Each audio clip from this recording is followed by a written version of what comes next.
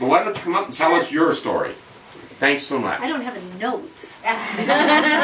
You don't need them. You've been on the facts. Your brain's working fine. Yeah, okay. Tester. No, I was diagnosed with breast cancer in 2010. It was, I thought it was going to be fairly simple to get through because, you know, I didn't have any lumps under my arms. I just had a lump in my breast. So I thought, oh good, I've caught it at an early stage. So anyway, I go in to have a lumpectomy because they thought they had caught it fairly early as well. And I thought that was going to basically be the end of it. It turned out that I had to go back and have a mastectomy 3 weeks later because I didn't get clear margins in the lumpectomy, which was devastating.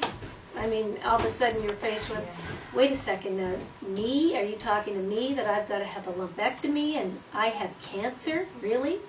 So anyway, I had the mastectomy, and then I went on chemo as the standard protocol, the 6 rounds of chemo, very aggressive chemo because my cancer is HER2 positive. So it's a very fast-moving breast cancer.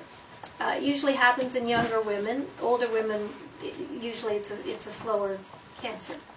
So anyway, I did the 6 rounds of chemo, but while I was doing the 6 rounds of chemo, they were scanning me to make sure that they thought I was a stage 2 breast cancer.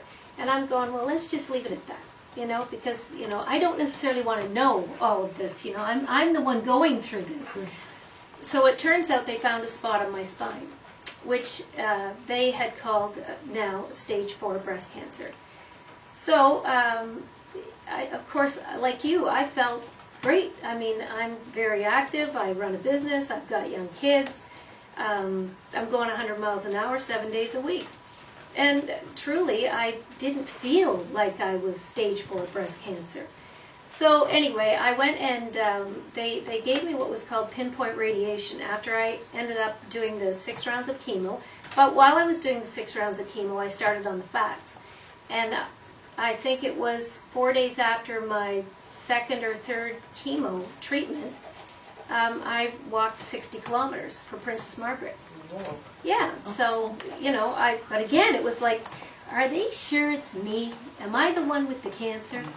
So, and I need to interject on that because the people need to understand whether you decide to do chemo, radiation, or whatever, the fats and the nutrition will protect the healthy cells from the chemotherapy and radiation. This is proven over and over and over again. I can actually give you a list of 8 chemotherapy drugs that basically there's no side effects when you take the fats. well, and I worked every day. I mean, I didn't stay home. I went to work, ran my business, and I mean, my staff knew I was obviously going through something, but I didn't lose weight. I didn't have all the other, you know, normal problems that you have, but you know, I started to investigate a lot more. I mean, Paul was extremely helpful with me. I mean, he was my psychiatrist on top of everything else because every time I turned around, they were putting the fear of God into me. You know, I think it's the standard protocol that you're supposed to be in this box. You're a stage 4 breast cancer person. And, you know, this is really what's going to happen. It's going to come back in 2 years. They would tell me this. It'll be back in 2 years, and then, but, you know, it's only in your bones, so don't worry about it. You know, we've got a drug for that. But after they gave me the pinpoint, after I had the chemotherapy, they put me to, well, they actually sent me to a specialist who does pinpoint radiation because, like I said, they found this spot on my spine. And it's a very expensive procedure. I mean, they mold your body in this cast. You can't move. And you go in for 3 or 4 sessions of them, 45 minutes, doing pinpoint radiation on this so-called tumor. After that, I would go shopping at Sherwood because it was Christmas and I had to get Christmas presents. But I wasn't sick. You know, I was fine. But I put it down to, I put a lot of it down to the fats. I put it down to investigating food. I put it down to exercise, mindset, all of it. It's all so important. So Anyway, after I got my test results back from my MRI, because I was being scanned every 3 months on an MRI because of my spine, they found another small spot in the base of my neck, which I thought, this is a nightmare. This is a nightmare. So right away, as soon as they found that spot, my oncologist, not the head of radiology, but my oncologist thought, well, let's do a CT scan. We're definitely, you must have tumors elsewhere. Well, luckily enough, nothing in my soft tissue, nothing. So it was good. They thought they found something in my hip, but you know, when I was much younger, I was also anorexic, which I think has something to do with these anomalies that, quite honestly, I think are in my bones.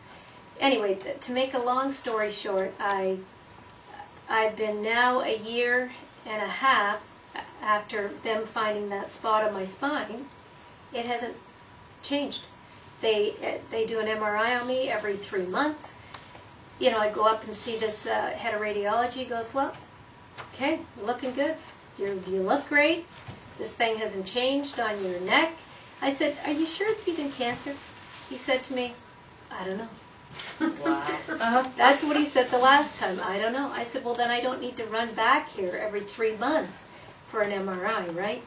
Because what I find, and that's why Paul's been so great with me, it's the tests. It's not actually living through what I've had to live through. It's the constant tests, waiting in that room for somebody to show up with a file that's either going to give me good news or it's going to give me bad news.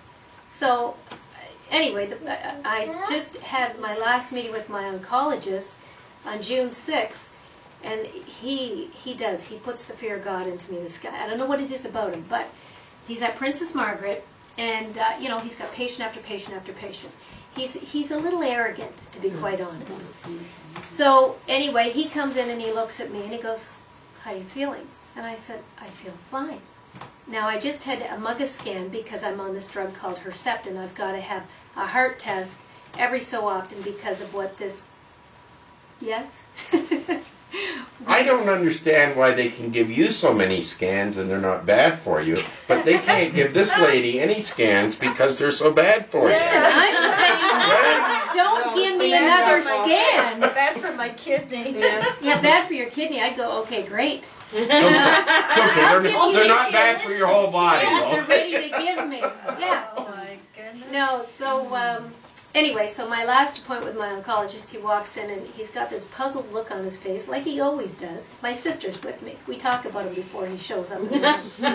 And, you know, a very concerned look, and I'm thinking, what do you know that I don't know? And all of a sudden my heart is, because there's silence. Yeah. And I'm thinking, don't tell me you found something. No. You know, because I just had blood work done and, you know, your count and all the rest of it, and it's normal, everything's fine. And he said, well, no, it's just patients like you I really, really like to investigate because you look really good, but, you know, do you really feel well? Do you really? And I said, I feel fine. I feel fine. I said, you know why I don't feel fine? It's because I have to come in here and talk to you. I did. I was so mad because I'm so tired of being afraid. Yeah. You know, he's got, how dare you sit there and not say anything to me, and I'm thinking that there's something on that piece of paper that you don't want to tell me. It's not that at all. He's just looking at me, and then I said to him, I hate coming here. You make me nervous. I shouldn't feel like this coming into, you know, to see you. You should be happy for me that I look good. You should be happy that my color is good and that my weight's stable, or it's always been the same. My energy level is good. And he said, well, I am. And, you know, so then he turned, well, he completely changed. He started talking about other things. But I said, well, then we're all good here. And he said, I'm happy that you're healthy. And I said, great. Can I go now? But anyway, yeah, so that's it for me. That's great. Thank you. Great. Wow. See, I think it's important that people hear these stories Oh, yeah. because this is what they're going to go through. Yeah. And yes, you must have some empathy for the doctor too, because you got to remember HER2/neu is it's a death sentence. It's the one that's most aggressive with it's killing 40-50% of the breast cancer patients out there that die. Okay? This is the one they have no answer for. Wow. You know. And I guess when they look at this, they work within a square that says, okay, 2 years, 6 months, this, that's already spread. I mean, they are actually looking for what isn't there in Bridget.